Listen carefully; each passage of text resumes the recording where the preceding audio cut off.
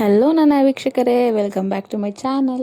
ಇವತ್ತು ನಾನು ಈ ವಿಡಿಯೋದಲ್ಲಿ ಏನು ತೋರಿಸ್ತಾ ಇದ್ದೀನಿ ಅಂತಂದರೆ, ಜಸ್ಟ್ 2 ಕಪ್ ಅಕ್ಕಿ ಹಿಟ್ಟಲ್ಲಿ ನಾವು ಹೇಗೆ ಸಾಫ್ಟಾಗಿ ಪರೋಟ ರೀತಿ ಅಕ್ಕಿ ರೊಟ್ಟಿ ಮಾಡೋಂತ ಹೇಳ್ಕೊಡ್ತಾ ಇದ್ದೀನಿ. ಒಂದು ಬಾಣಲೆ ತೊಗೊಳ್ಳಿ. ಬಾಣಲೆ ಗ್ಯಾಸ್ ಮೇಲೆ ಇಟ್ಬಿಟ್ಟು ಮೀಡಿಯಮ್ ಸೈಜ್ ಬೌಲಲ್ಲಿ 3 ಕಪ್ ಮೆಷರ್ ಮಾಡಿ ಬಾಣಲೆಗೆ ನೀರು ಹಾಕ್ಕೊಳ್ಳಿ. ಹಾಗೆ ಸ್ವಲ್ಪ ಉಪ್ಪು ಹಾಕಿ. ಸೊ ಅದು ನೋಡ್ತಾ ಇರ್ಬೋದು ನೀವು, ಕುದೀತಾ ಇದೆ, ಗುಳ್ಳೆಗಳು ಬರ್ತಾ ಇದೆ. ಸೊ ನೀರು ಬಿಸಿ ಆಗ್ತಾ ಇದೆ ನೋಡಿ ನೀಟಾಗಿ. ಸೊ ನೀರು ಕುದಿಯೋಕ್ಕೆ ಟೈಮ್ ತೊಗೊಳುತ್ತಲ್ವಾ, ಸೊ ಸ್ವಲ್ಪ ಉಪ್ಪು ಹಾಕಿ ಟೇಸ್ಟಿಗೆ ಚೆನ್ನಾಗಿರುತ್ತೆ. ಇವಾಗ ಯಾವ ವಾಟ್ರ್ ಬಾಯ್ಲ್ ಆಗ್ತಿದೆಯಲ್ಲ, ನೀವು ಯಾವ ಕಪ್ಪಲ್ಲಿ ನೀರನ್ನ ಸೇರಿಸಿದ್ರಲ್ಲ ಅದೇ ಕಪ್ಪಲ್ಲಿ, ಅಂದರೆ 3 ಗ್ಲಾಸ್ ವಾಟರ್ಗೆ ನಾನು 2 ಕಪ್ ಅಕ್ಕಿ ಹಿಟ್ಟು ಹಾಕ್ತಾಯಿದ್ದೀನಿ. 1 ಕಪ್ ಆ್ಯಂಡ್ 2 ಕಪ್ ಅಕ್ಕಿ ಹಿಟ್ಟು ಹಾಕ್ತಾಯಿದ್ದೀನಿ. ಹಾಕ್ಬಿಟ್ಟು ಸ್ಪೂನಲ್ಲಿ ಸ್ವಲ್ಪ ಹೀಗೆ ಎಲ್ಲನೂ ಮಿಕ್ಸ್ ಮಾಡಿ ಚೆನ್ನಾಗಿ ಒಂದೊಳ್ಳೆ ಮಿಕ್ಸ್ ಕೊಡಿ.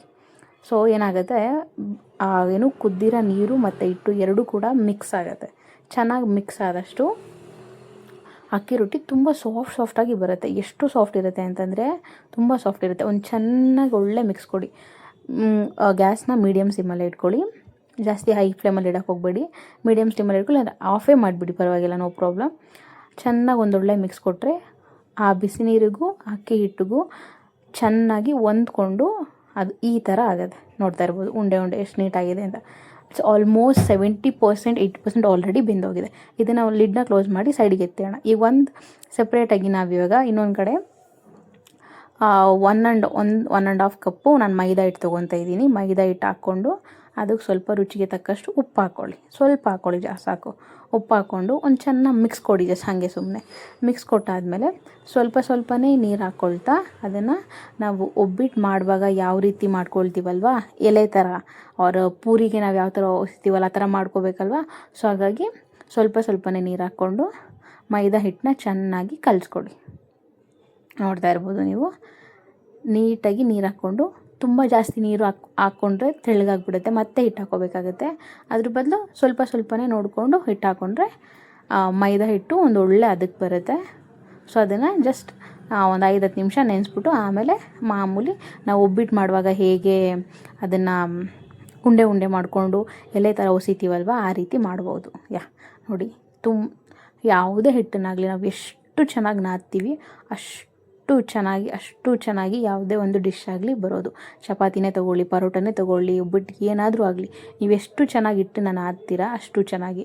ಹಾಗೆ ಕಲಿಸ್ಕೊಂಡ್ರೆ ಹಿಟ್ಟಿಗೆ ಸ್ವಲ್ಪ ನಾನು ಇವಾಗ ಎಣ್ಣೆನ ಆ್ಯಡ್ ಮಾಡ್ತಾಯಿದ್ದೀನಿ. ಯಾಕೆಂದರೆ ಎಣ್ಣೆ ಹಾಕಿ ನೆನೆಸಿಟ್ರೆ ಅದು ಬೇಗ ನೆನೆಯುತ್ತೆ. ತುಂಬ ಈ ಥರ ಎಳೆದ ತಕ್ಷಣ ತುಂಬ ತೆಳ್ಳಗೆ ಬರುತ್ತೆ, ಚೆನ್ನಾಗಿ ಬರುತ್ತೆ. ಎಣ್ಣೆ ಹಾಕಿಲ್ಲ ಅಂತಂದರೆ ಸ್ವಲ್ಪ ಟೈಮ್ ತೊಗೊಳುತ್ತೆ ನೆನೆಯೋಕ್ಕೆ. ಬಟ್ ಎಣ್ಣೆ ಹಾಕಿ ತುಂಬ ಒಳ್ಳೆ ಮಿಕ್ಸ್ ಕೊಡಬೇಕು. ಎಷ್ಟು ಚೆನ್ನಾಗಿ ನೀವು ನಾದ್ತೀರಾ ಅಷ್ಟು ಚೆನ್ನಾಗಿ ಪರೋಟ ಆಗಲಿ ಚಪಾತಿ ಆಗಲಿ ಏನಾದರೂ ಬರುತ್ತೆ. ನಾದಿ ತುಂಬ ಎಫರ್ಟ್ಸ್ ಹಾಕಿ ನೀಟಾಗಿ ಪ್ರೀತಿಯಿಂದ ಮಾಡಬೇಕು. ನಾದಿ ಈ ಥರ ಒಂದು ಜಸ್ಟ್ ಸುಮ್ಮನೆ ಹಾಗೆ ನಿಮ್ಗೆ ಯಾವ ಬೇಕು ಆ ಶೇಪಲ್ಲಿ ಸುಮ್ಮನೆ ಗುಂಡಿಗೆ ಮಾಡ್ಕೊಳ್ಳಿ. ನಾವು ಚಪಾತಿಗೆ ಹೇಗೆ ಹಿಟ್ಟನ್ನ ಚೆನ್ನಾಗಿ ನಾದ್ತೀವೋ ಆ ರೀತಿ ಚೆನ್ನಾಗಿ ನಾದಿ ಅದ್ರ ಮೇಲೆ ಇನ್ನು ಸ್ವಲ್ಪ ಬೇಕಿದ್ರೆ ನೀವು ಎಣ್ಣೆನ ಆ್ಯಡ್ ಮಾಡ್ಕೋಬೋದು. ಸೊ ಜಾಸ್ತಿ ಎಣ್ಣೆ ಅಂದರೆ like 1 spoon 2 spoon it's enough, ಜಾಸ್ತಿ ಎಣ್ಣೆ ಕೂಡ ಬೇಡ. ಹಾಕ್ಬಿಟ್ಟು ಅದನ್ನು ರೆಸ್ಟ್ ಮಾಡೋಕ್ಕೆ ಅಂದರೆ ನೆನೆಯೋಕ್ಕೆ ಬಿಡೋಣ, ಓಕೆನಾ. ಸೊ ನಾನು ಇವಾಗ ಇದಕ್ಕೆ ಕ್ಲೋಸ್ ಮಾಡ್ತಾಯಿದ್ದೀನಿ. ಕ್ಲೋಸ್ ಮಾಡಿ ಸೈಡಿಗೆ ಎತ್ತಿಟ್ಬಿಟ್ಟು ನಾವೇನಾಗಲಿ ಒಂದು ಒಳ್ಳೆ ಮಿಕ್ಸ್ ಕೊಟ್ಟಿದ್ವಲ್ಲ ಆ ಅಕ್ಕಿ ಹಿಟ್ಟನ್ನ ಸ್ವಲ್ಪ ಇವಾಗ ಗಾಳಿಗೆ ಹಾರಕ್ಕೆ ಬಿಡೋಣ. ಸೊ ಅದು ಬಿಸಿಗೆ ತುಂಬ ಇದಾಗ್ಬಿಟ್ಟಿರುತ್ತೆ. ಸೊ ಸ್ವಲ್ಪ ಅದು ಗಾಳಿಗೆ ಹಾರಕ್ಕೆ ಬಿಡೋಣ. ಸೊ ಬಿಸಿ ಸ್ವಲ್ಪ ತಣ್ಣಗಾಗುತ್ತೆ, ಜಸ್ಟ್ ಉಗುರು ಬೆಚ್ಚಗೆ ಅಂತಾರಲ್ಲ ಆ ಥರ ಸ್ವಲ್ಪ ತಣ್ಣಗಾದ್ಮೇಲೆ ನಾವು ಈ ಎಲ್ಲ ಹಿಟ್ಟನ್ನು ಚೆನ್ನಾಗಿ ಮುದ್ದೆ ರೀತಿಲಿ ನಾದ್ಕೋಬೇಕು. ಮುದ್ದೆ ರೀತಿಲಿ ಹೇಗೆ ಹೇಳಿ, ನಾವು ಶಾವಿಗೆ ಏನಾದರೂ ಮಾಡಬೇಕಾದ್ರೆ ಹೇಗೆ ಮುದ್ದೆ ರೆಡಿ ಇರುತ್ತೆ ಗೊತ್ತಾ, ಆ ರೀತಿ ಚೆನ್ನಾಗಿ ನಾದು ಸಾಫ್ಟ್ ಆಗೋ ರೀತಿ, ಮುಟ್ಟಿದ್ರೆ ಕೈಗೆ ಬರೋ ರೀತಿ, ಅಷ್ಟು ಸಾಫ್ಟ್ ಆಗೋ ರೀತಿ ನಾವು ಚೆನ್ನಾಗೊಂದು ಮಿಕ್ಸ್ ಕೊಡಬೇಕು. ಲಿಟ್ರಲಿ ಎಷ್ಟು ಚೆನ್ನಾಗಿ ಬರುತ್ತೆ ಅಂತಂದರೆ ಪರೋಟ ಟೈಪು ಅಥವಾ ಅಕ್ಕಿ ರೊಟ್ಟಿ ಏನಾದರೂ ಅನ್ಕೋಬೋದು ನೀವು. ಅಕ್ಕಿ ರೊಟ್ಟಿ ಅಂತ ನಾನು ತರ್ಕೋಬೋದು, ಪರೋಟ ಟೈಪ್ ಅಂತ ಅನ್ಕೋಬೋದು. ನಾನು ನೋಡಿ ಎಷ್ಟು ನೀಟಾಗಿ ಚೆನ್ನಾಗಿ ನಾದಿದ್ದೀನಿ ಅಂತಂದರೆ, ನೋಡಿ ನಾನು ನಂಗೆ ಪ್ರೆಸ್ ಮಾಡ್ತಾ ಇದ್ದಂಗೆ ಒಳಗಡೆ ಹೋಗ್ಬಿಡುತ್ತೆ, ಅಷ್ಟು ಚೆನ್ನಾಗಿ ನಾದಿದ್ದೀನಿ ನಾನು. ಈ ಥರ ಚೆನ್ನಾಗಿ ನಾದ್ಕೊಳ್ಳಿ. ಸೊ ಉಂಡೆ ಟೈಪ್ ಮಾಡಿಕೊಂಡು ಜಸ್ಟ್ ನಿಮಗೆ ಎಷ್ಟು ಬೇಕಷ್ಟು ಸ್ವಲ್ಪನೇ ತೊಗೊಳ್ತಾ ನೀವು ಬಿಲ್ಲೆ ಮಾಡ್ಕೋಬೋದು.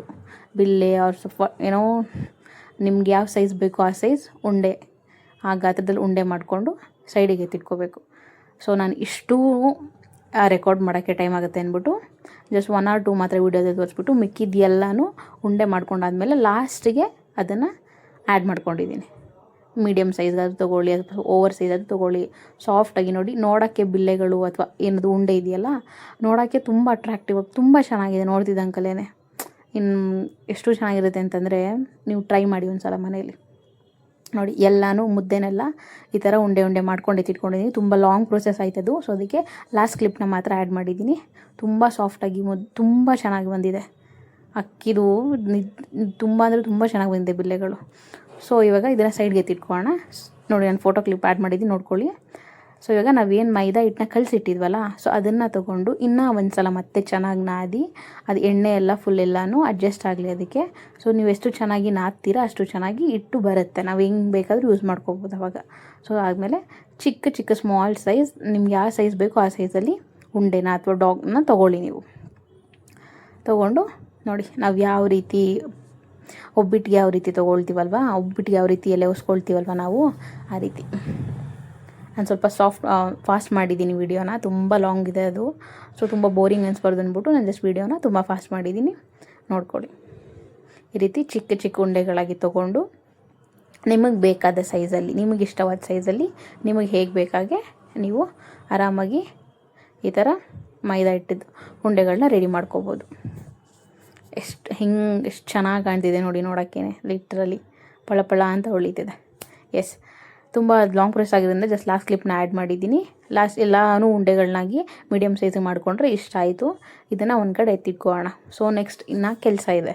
ಎಸ್, ಏನು ಅಂತ ಹೇಳಿದ್ರೆ ನಾವು ಚಪಾತಿ ಹೊಸಿತೀವಲ್ವ, ಆ ಮಣೆ ತೊಗೊಂಡು ಈ ಒಂದೊಂದೇ ಉಂಡೆನ ರೌಂಡ್ ಶೇಪಿಗೆ ಮಾಡಿ ಈ ಥರ ನಾರ್ಮಲಾಗಿ ನಾವು ಏನು ಎಲೆ ಲೈಕ್ ಏನಕ್ಕೆ ಪೂರಿಗೆ ಅಥವಾ ಏನಕ್ಕೆ ಒಬ್ಬಟ್ಟಿಗೆ ಯಾವ ಥರ ನಾವು ಎಲೆನ ಒಸ್ಕೊತೀವಲ್ವ ಆ ಥರ ಒಸ್ಕೊಂಡು ಅದಕ್ಕೆ ನಾವು ಏನು ಅಕ್ಕಿ ಹಿಟ್ಟಿಂದ ಮುದ್ದೆ ಬಿಲ್ಲೆಗಳು ಮಾಡ್ಕೊಂಡಿದ್ವಲ್ಲ ಅದನ್ನು ಸೆಂಟ್ರಿಗೆ ಇಟ್ಬಿಟ್ಟು ಆ್ಯಸ್ ಯೂಶ್ವಲ್ ಸೇಮ್ ಒಬ್ಬಟ್ಟಿಗೆ ಯಾವ ಥರ ನಾವು ಕವರ್ ಮಾಡ್ತೀವಲ್ವ ಅದೇ ರೀತಿ ಸೇಮ್ ಡಿಟ್ಟು ಕವರ್ ಮಾಡಬೇಕು.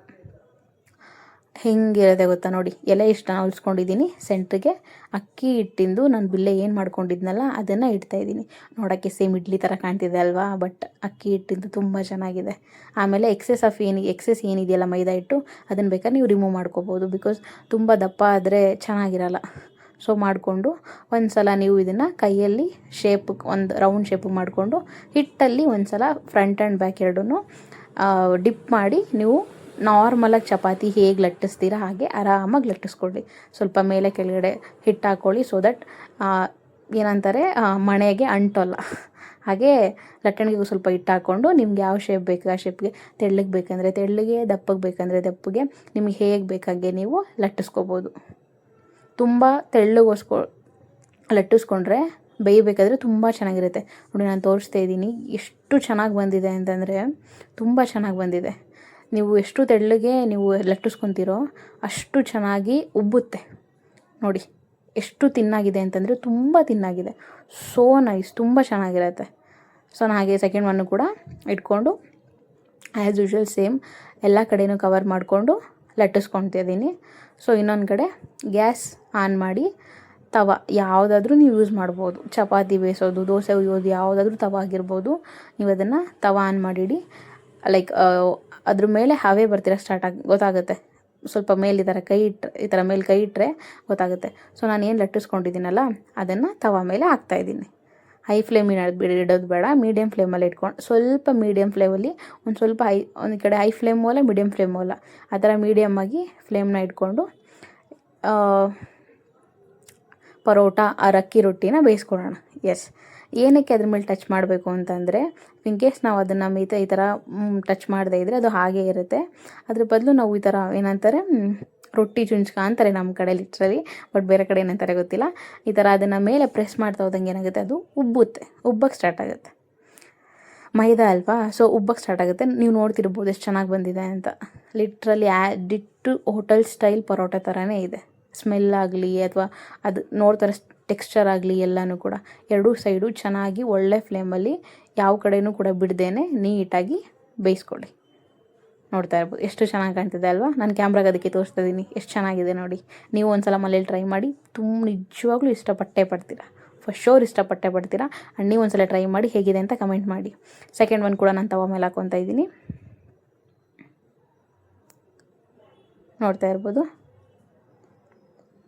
ಹಾಗೆ ಜಸ್ಟ್ ಸುಮ್ಮನೆ ಹಾಗೆ ಸುಮ್ಮನೆ ಹಾಗೆ ಜಸ್ಟ್ ಮುಟ್ಟಿದ್ವಾ ಇಲ್ಲ ಅನ್ನೋ ಥರ ಹಂಗೆ ಸುಮ್ಮನೆ ಮುಟ್ಟಬೇಕು. ಸೊ ದಟ್ ಅದೇನಾಗುತ್ತೆ, ಕೆಳಗೆ ಹವೆ ಬರ್ತಿರೋದಕ್ಕೂ ನಾವು ಮೇಲೆ ಟಚ್ ಮಾಡೋದಕ್ಕೂ ಚಿಕ್ಕ ಚಿಕ್ಕ ಗುಳ್ಳೆಗಳು ಅಂದರೆ ಉಬ್ಬುತ್ತೆ. ಹೇಗೆ ಚಪಾತಿ ಉಬ್ಬುತ್ತಲ್ವ ತುಂಬ ಸಾಫ್ಟ್ ಆಗಿದ್ದಾಗ, ಆ ಥರ ಅಕ್ಕಿ ರೊಟ್ಟಿ ಕೂಡ ಚೆನ್ನಾಗಿ ನೋಡ್ತಾ ಇರ್ಬೋದು ನೀವು ಉಬ್ತಾ ಇದೆ. ಆ ಥರ ಉಬ್ಬುತ್ತೆ. ಸೊ ಎರಡೂ ಕಡೆ ಆರಾಮಾಗಿ ನಾನಿಲ್ಲಿ ಯಾವುದೇ ರೀತಿ ತುಪ್ಪ ಆಗಲಿ ಏನಂತಾರೆ ಎಣ್ಣೆನಾಗಲಿ ಏನೂ ಕೂಡ ಆ್ಯಡ್ ಮಾಡ್ತಾ ಇಲ್ಲ. ಬಿಕಾಸ್ ಆಲ್ರೆಡಿ ನಾವು ಎಣ್ಣೆ ಆ್ಯಡ್ ಮಾಡಿದ್ದೀವಿ. ಸೊ ಏನೂ ಆ್ಯಡ್ ಮಾಡ್ದೇ ಹಾಗೆ ನಾನು ಬೇಯಿಸ್ಕೊಳ್ತಾ ಇದ್ದೀನಿ. ಸೊ ಹೀಗೆ ಚೆನ್ನಾಗಿರುತ್ತೆ. ನೀವೇನೂ ಆ್ಯಡ್ ಮಾಡಬೇಡಿ. ಲೈಕ್ ನಿಮ್ಮ ಆಪ್ಷನಲ್ ಅದು. ಬಟ್ ತುಪ್ಪ ಹಾಕದೆ ಎಣ್ಣೆ ಹಾಕದೆ ಏನೂ ಹಾಕ್ದೇ ಈಗೇ ತುಂಬ ಚೆನ್ನಾಗಿದೆ. ಫೋಲ್ಡ್ ಮಾಡ್ಕೊಂಡು ನೋಡಿ, ಇನ್ನೂ ಒಂದು ಹೇಗಿದೆ, ಚೆನ್ನಾಗಿದೆ ಅಲ್ಲ. ನಿಜವಾಗ್ಲೂ ನೋಡಿದ್ರೆ ಬಾಯಲ್ಲಿ ನೀರು ಬರುತ್ತೆ ರೀ, ಅಷ್ಟು ಚೆನ್ನಾಗಿದೆ ತಿನ್ನಬೇಕು ಅಂತ. ನೋಡಿ, ಇಫ್ ಇನ್ ಕೇಸ್ ನೀವು ಫೋಲ್ಡ್ ಮಾಡಿದ್ರು ಕೂಡ ಮತ್ತೆ ವಾಪಸ್ ಸೈಜಿಗೆ ಬರುತ್ತೆ. ಅಷ್ಟು ಸಾಫ್ಟ್ ಇದೆ ಗೊತ್ತಾ. ಗರಿ ಅಂತ ಇಲ್ಲವೇ ಇಲ್ಲ. ಚಪಾತಿ ಬಾಯಲ್ಲಿಟ್ಟರೆ ಕರ್ಗೋ ಥರ ಇದೆ. ಚಪಾತಿ ಅಲ್ಲ ಆ್ಯಕ್ಚುಲಿ, ಇದು ಪರೋಟ ಟೈಪ್ ಅಕ್ಕಿ ರೊಟ್ಟಿ ಆ ಥರ ಹೇಳ್ಬೋದು. ನಾನು ಎಷ್ಟೇ ಸ್ಕ್ವೀಸ್ ಮಾಡಿ ಏನೇ ಮಾಡಿದ್ರು ಕೂಡ ಫೋಲ್ಡ್ ಮಾಡಿದ್ರು ಕೂಡ ಒಂದೇನೋ ನೀರು ದೋಸೆ ಇರುತ್ತೆ ಗೊತ್ತಾ, ಆ ಥರ ಇದೆ ಲಿಟ್ರಲಿ. ನೋಡಿ, ನಾನು ಆಲ್ರೆಡಿ ಎಲ್ಲ ಡಾಗ್ನ ಮಾಡ್ಕೊಂಡು ಎಲ್ಲ ಬಿಲ್ಲೆಗಳಿತ್ತಲ್ಲ ಅದನ್ನೆಲ್ಲ ನಾನು ಮಾಡಿಕೊಂಡು ಬೇಯಿಸ್ಕೊಂಡಿದ್ದೀನಿ. ಲಾಸ್ಟ್ ಫೈನಲ್ ಕ್ಲಿಪ್ನ ಆ್ಯಡ್ ಮಾಡಿದ್ದೀನಿ ನಾನು. ನೀವೆಷ್ಟೇ ಅದನ್ನು ಫೋಲ್ಡ್ ಮಾಡಿ ಇಚ್ಕಿ ಅಥವಾ ಇನ್ನೇನೇ ಮಾಡಿದ್ರು ಕೂಡ ಅದು ಮತ್ತೆ ನಾರ್ಮಲ್ ಶೇಪಿಗೆ ಹೆಂಗಿತ್ತು ಹಾಗೆ ಅಷ್ಟೇ ನೀಟಾಗಿ ಅಷ್ಟೇ ಸಾಫ್ಟಾಗಿ ಬರ್ತಿದೆ ಲಿಟ್ರಲಿ. ಇದಕ್ಕೆ ನಿಮ್ಗೆ ಇಷ್ಟವಾದಂಥ ಚಿಕನ್ ಕರಿ ಇರ್ಬೋದು, ಚಟ್ನಿ ಅಥವಾ ಏನಾದರೂ ನಿಮ್ಮ ಫೇವ್ರೆಟ್ ಯಾವ ಡಿಶ್ ಇರುತ್ತೆ ಅದಕ್ಕೆ ಹಾಕ್ಕೊಂಡು ನೀವು ಆರಾಮಾಗಿ ಮನೇಲಿ ಖುಷಿಯಾಗಿ ತಿನ್ಬೋದು. ನೋಡ್ತಾ ಇರ್ಬೋದು, ತುಂಬ ಚೆನ್ನಾಗಿ ಬಂದಿದೆ. Thank you for watching. Subscribe ಮಾಡಿ, ಶೇರ್ ಮಾಡಿ, ಲೈಕ್